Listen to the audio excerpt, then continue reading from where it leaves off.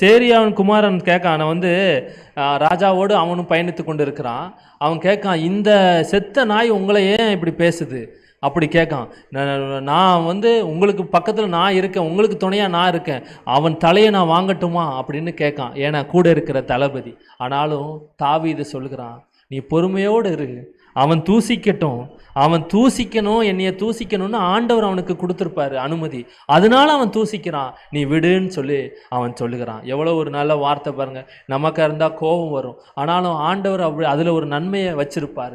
நம்மளை தூசிக்கிற ஒரு ஜனம் இருக்கலாம், நம்மளை நிந்திக்கிற ஒரு ஜனம் இருக்கலாம், ஆனால் என்ன தூசித்தாலும் என்ன நம்மளை அவங்க அவமானப்படுத்தினாலும் அதை எல்லாவற்றையும் மாற்றுகிற கர்த்தர் நம்மளோடு இருக்கிறார் என்றதை நீங்கள் மறக்கக்கூடாது.